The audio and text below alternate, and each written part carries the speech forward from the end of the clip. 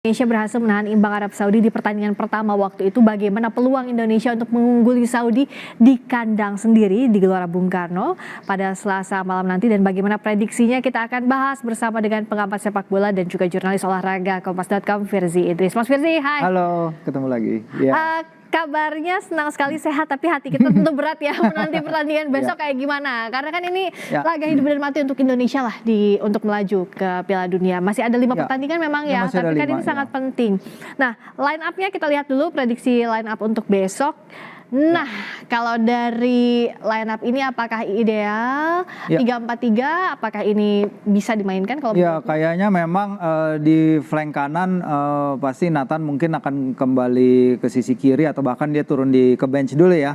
Yang pasti karena di kanan kan ada Sandy Walsh, sementara Kevin Dix sudah dipastikan Pak Marji juga tadi malam di Stadion Madia bahwa kondisinya kecil kemungkinan bisa bermain. Bahkan tadi baru aja saat kita tadi berbincang juga, ya, bahkan nggak akan. sama ya, tidak akan turun, memang berat, tapi kita lihat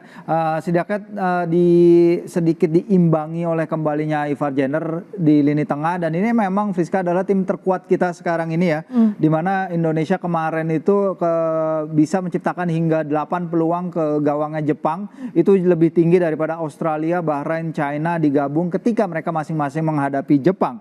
Dan bahkan kita kekalahan 0-4 itu juga sebenarnya itu adalah kekalahan yang terkecil dibandingkan rival-rival kita di grup ini ya. By rival itu maksudnya tim-tim yang diharapkan sama kita bersaing untuk posisi 3 dan 4. Bahrain sama Cina. Bahrain kita tahu kalah 0-5, sementara China kalah 0-7. Nah, di kemarin pertahanan kita teruji.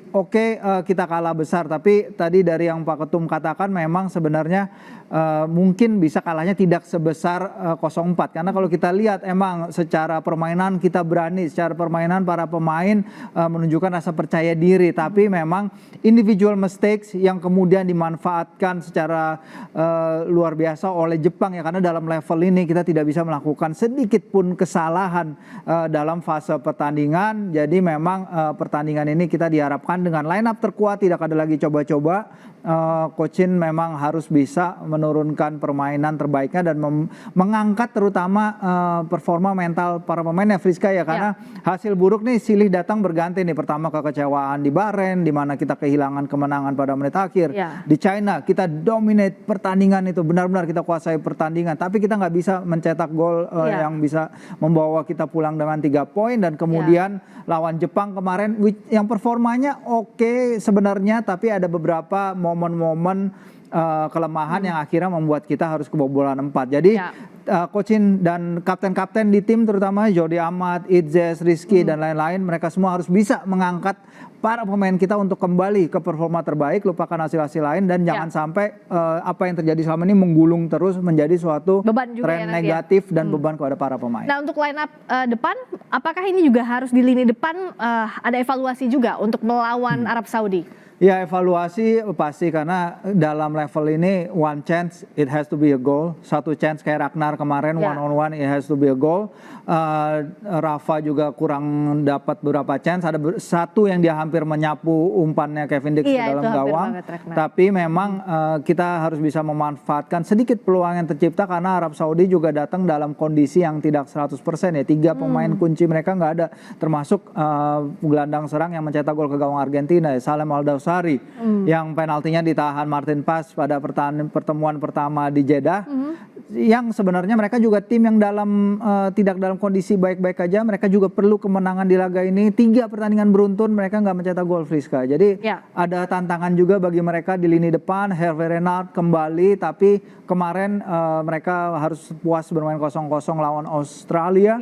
Dan disinilah mereka akan melihat kita sebagai ancaman. Nah, kalau Eliano gimana? Ini kan tadi Mas Firzi bilang bahwa ini adalah skuad terkuatnya, lini terkuat. Tapi dengan Eliano, apakah harusnya dimainkan? Ya, Pak Marji juga menjelaskan ya tadi dan juga tadi malam gitu, beberapa alasan kenapa mungkin Coach Shin masih belum bisa melihat Eliano untuk menembus tim ini. Bahkan untuk sampai ke bench saja pun masih tidak bisa gitu. Sebenarnya kalau kita lihat data Eliano di timnya ya, di PSI Zwolle, memang dia juga kesulitan menembus tim utama gitu. Terakhir dia main 90 menit itu adalah pada akhir Agustus.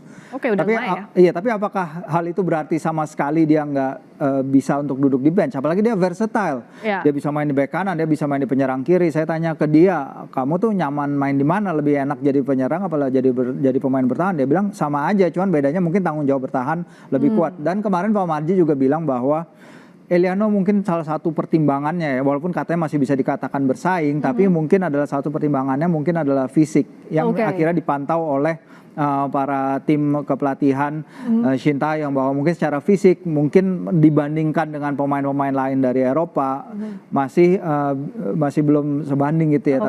Tapi Pak Marji masih bilang ya kita lihat nih bagaimana sesi latihan terakhir. Kalau misalnya Eliano bisa menarik perhatian coach Shin dan tim kepelatihannya, menurut saya dia akan jadi suatu sosok yang diperlukan karena kita perlu menyerang Arab Saudi dalam transisi, kita perlu memberikan mereka kejutan juga. Mereka bukan tim yang dalam kondisi baik-baik saja saat ini. Oke, kita akan lihat bagaimana juga strategi antara pelatih Sintayong dan juga Renard. Coba kita lihat, nah dengan masuknya lagi Renard menggantikan Mancini, bagaimana kansnya dan apa yang harus diwaspadai oleh Sintayong? Ya, kalau kita bicara soal Renard, pelatih yang membawa Arab Saudi menang atas Argentina di Piala Dunia kemarin, semua udah pada tahu itu ya. Dan memang dia itu sebenarnya dari awal nggak mau ninggalin kursi kepelatihan Arab Saudi, tapi ketika itu timnas wanita Prancis memanggilnya untuk ke Olimpiade Paris, dia tidak bisa menolak panggilan, tapi dia selalu merasakan ada koneksi lebih, ada ikatan lebih bersama para pemain Arab Saudi dan juga para fans Arab Saudi. Jadi memang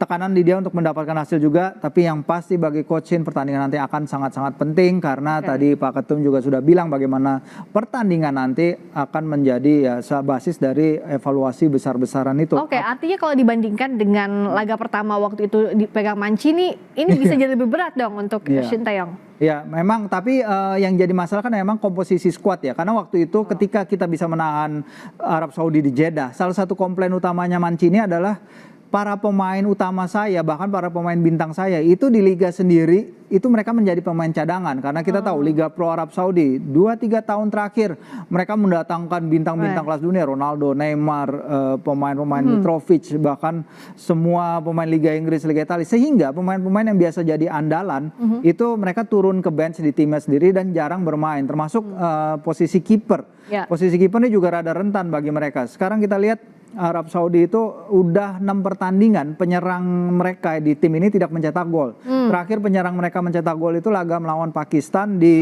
ronde kedua kualifikasi. Itu 166 hari yang lalu. Jadi mereka going forward adalah trouble. 3 kali tadi saya udah bilang mereka tidak bisa mencetak gol secara beruntun. Jadi memang masih ada masalah going forward. Mereka hanya mencetak 3 gol dari 5 pertandingan. Sementara Indonesia pun sudah mencatatkan 4 dari 5 laga. Kalau gitu kita lihat ada strategi apa antara masing-masing tim. Kita lihat nextnya, termasuk juga kalau menghitung skenario timnas lolos ke putaran keempat itu harus ya tadi targetnya Pak Ketum kan Pak Erik ada 9 poin ya. Dengan kondisi begini seperti apa Mas? Iya, kalau kita lihat artinya 9 poin ya, at least kalau di laga tandang nanti kita belum tidak bisa mendapatkan poin lagi, artinya di laga kandang nih menang terus ya, termasuk lawan Bahrain, lawan China, which is sangat possible sebenarnya. Kalau memang kita bisa menyelesaikan beberapa masalah atau hambatan mungkin yang ada di tim kita, seperti finishing, seperti komunikasi, seperti individual mistakes yang terjadi di laga lawan Jepang.